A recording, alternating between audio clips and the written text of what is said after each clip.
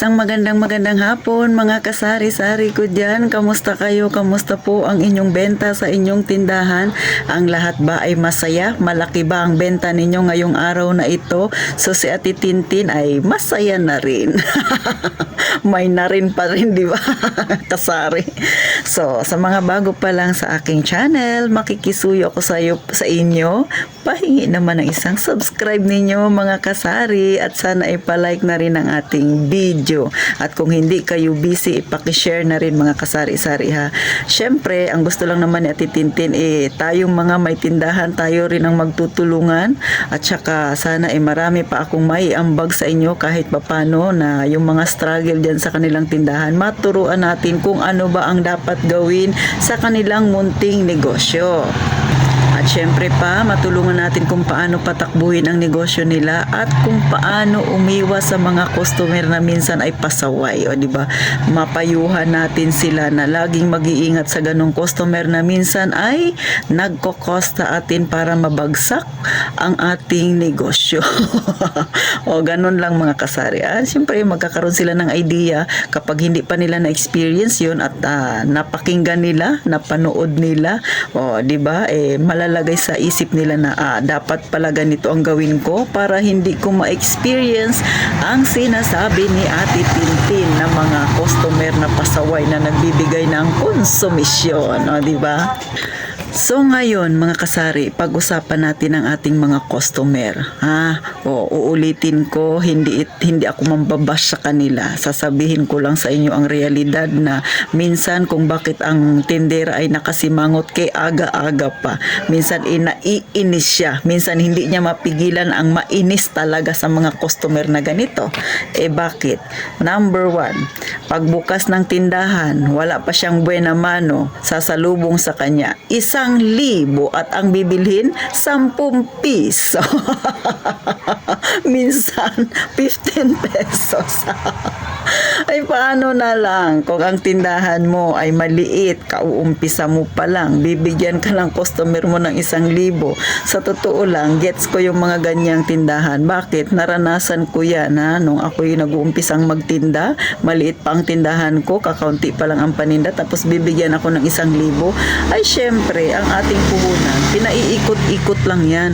Kunwari, ngayong araw na ito lahat ng benta natin kinabukasan ibibili natin. Kung kayo ay katulad sa akin na ganun, araw-araw namimili, syempre kinabukasan wala kang pera kasi napamili mo na. Pagkatapos biglang may customer ka, aga-aga, bibigyan ka ng 1,000, saan ka kukuha ng ipambabarya sa kanya? O diba? Kung hindi ka ba naman magkakamot ng ulo sa inis mo sa kanya, hindi mo lang masabi. Pero si Ate Tintin niyo, tuturuan ko kayo ng teknik ha.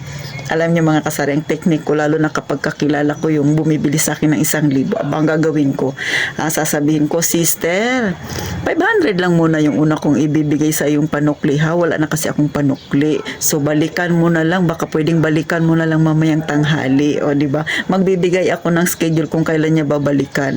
Bakit? Kahit may panukli ako, hindi ko sa kanya ibibigay lahat kasi baka may bumili ulit sa akin ng medyo malaki ang pera at medyo malaki rin yung kanyang bibilhin. Sayang kung lulipat sa kabilang tindahan. Isa pa, kaya tinanggap ko yung pera niya kahit malaki para hindi na siya lumipat sa kabilang tindahan para bumili siya sa akin. Pero yun nga lang, dahil wala ako masyadong panukli, babalik pa rin siya kinatanghalian pero bumenta naman ako sa kanya. Siya naman nagdagsakit ng ulo sa akin kasi babalik pa raw siya sa tanghali. Pero syempre, hindi natin, ngingitian natin, baka pwede namang balikan mo na lang, lalambingin mo si customer. So, kung siya ay nainis kanya bigla, kaaga-aga, yun ang rest back mo sa kanya. Pero syempre, daanin mo sa ngiti. Huwag kang magsisimangot kasi hindi yan bibili sa'yo, lilipat yan. Sayang yan, customer mo pa yan kasari, ha? Nakuha niyo ba yung technique ni Ate Tintin? Ganon mga kasari. Syempre, pang number 2 natin at pang last na ginagawa ng ating customer ha. Alam niya nang ang pera niya ay 50 pesos. Ang dami niyang ituturo-turo sa yung tindahan, o di ba? O ranas niyo ba yan mga kasari? Kung ano-ano ang bibilhin niya sa iyo. kulang pala ang pera niya. Pag tinotal mo, nasa mahigit 100 pala ang kanyang nabili.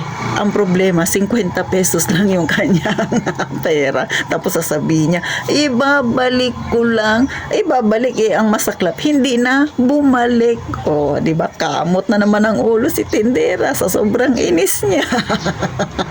Tapos pag bumalik, hindi naman na sa'yo bibili. Sa kabila na, dadaan-daanan ka lang niya. O, di ba? Pero siyempre, si Ate Tintin may ginagawang style diyan. So, ipapakita ko sa inyo para masingil ninyo ang inyong mga customer na may ganyang ugali, mga kasari, ha? So, ito, kapirasong papel. Nakadikit ito sa aking ref. Oh. Pagka bibili si customer, katulad nito, mga kulang-kulang yung mga tao na yan, o diba? Nakikita niyo ba? O yan, mga kulang-kulang yung kanilang pera. Katulad nito, ang kulang niya ay 24, may 3 pesos, may 7 pesos, may 16 pesos, o diba? So, isusulat ko yan. Tapos kung sinong bumili. At pag bumili siya sa akin, sisingilin ko siya, may kulang ka pa palang 3 pesos. Sabi niya, ay oo te, o, saka ko guguhitan ng ganyan. Iko-cross ko siya ng ganyan. Ibig sabihin, bayad na siya. Oh, ganyan ang ginagawa ko, mga kasari. Bakit? Kahit pa 2 pesos yan, kahit pa 5 piso yan, tubo ko pa rin yan. At pandagdag ko pa yan sa aking tindahan, lalo na ang tindahan ko ay maliit, hindi naman ako mayaman. Gaya ng sinasabi ko, hindi ako nagbablog ng payaman-yaman kasi hindi ako mayaman. Kagaya nyo rin ako, nasa masang pamumuhay, kaya kahit piso yan, mahalaga kay Ate Tintin yan. O, kala niya, mautakan niya ako, ha. At kapag kilala mo ang customer mo na, yung tipong, ay may utang ba ako, kailan yun? O, pag kilala mo siyang ganun siya, aba, ilagay mo ang pangalan, yung kulang niya, lagyan mo ng petsa, lagyan mo ng oras, at kung ano yung binili niya na kulang niya. Ewan ko lang kung makakapag-deny pa siya. So, ganyan lang ang aking ginagawa, mga kasari. Pero, syempre, higit sa lahat, kailangan maging approachable ka. Kumbaga, daanin mo sa biro, ngiti-ngiti mo. Uy, sister, may kulang ka pa nung nakaraan pala ito, ha? Di ba naalala mo yung binili mo? So, ako ganun, mga kasari. Kasi, syempre, ayaw ko ring awayin yung mga customer ko na minsan nagbibigay sa akin ng konsumisyon. Kasi, syempre, suki pa rin natin yan. Customer pa rin natin yan. Baka, minsan iniisip ko na lang, baka may problema siya, kaya nagkaganon, no? Di ba? Ako na lang ang nag-a-adjust, mga kasari-sari. Gano'n na lang ang ginagawa ni Ate Tintin para syempre maiwasan ko na magkaroon ako ng kasamaang loob, magkaroon ako ng kaaway para syempre everybody is happy. English na naman ako, nagpinataka na naman si Ate Tintin ninyo. So, ganun lang, mga kasari, ha. Lagi lang tayong happy, maging positibo. Huwag lang kayong mang-away ng customer ninyo. Siyempre, gawa ninyo ng paraan. Pag mga may kulang-kulang sila, ganito ang gawin ninyo. So, dinidikit ko to sa rep kasi lagi ko siyang nakikita kasi nasa harapan ko siya. So, paano, mga kasari? Sana inapangiti ko kayo sa simpleng kwentuhan natin na ito na siyempre makakapagbigay ng idea sa inyo, lalo na sa mga customer natin na minsan pasaway, mga kasari, ha. At syempre pa, makikisuyo ako sa inyo. Bigyan nyo naman ako ng isang subscribe dyan, kasari. Isang pindot nyo na lang yan, ha? At syempre, pa-like din kung kayo ay nakarelate sa video na ito. At pakishare na rin, mga kasari. Sana dumami pa tayong mga may ganitong sari-sari store na owner, tapos may mindset na ganito na makatulong din sa ating kapwa, may tindahan na struggle sa kung paano patakbuhin ang kanilang maliit na negosyo. At kung mayroon kayong gusto na itapik ko na pwede nating gawing medyo katatawanan para hindi masyado mabigat sa ating dibdib, i-comment nyo dyan sa baba para pag-usapan natin, ha, para magkaroon kayo kahit papano ng idea kung ano ba ang ating gagawin. So, hanggang dito na lang ang inyong Ate Tintin, ang pambansang tindera ninyo na laging nakangirit. Sana naging positibo na ang inyong isipan dyan, mga kasari, sa mga ganitong klaseng customer na minsan konsumisyon din talaga sa atin. So, paano, mga kasari? Gaya ng palagi kong sinasabi, mag-iingat kayong palagi.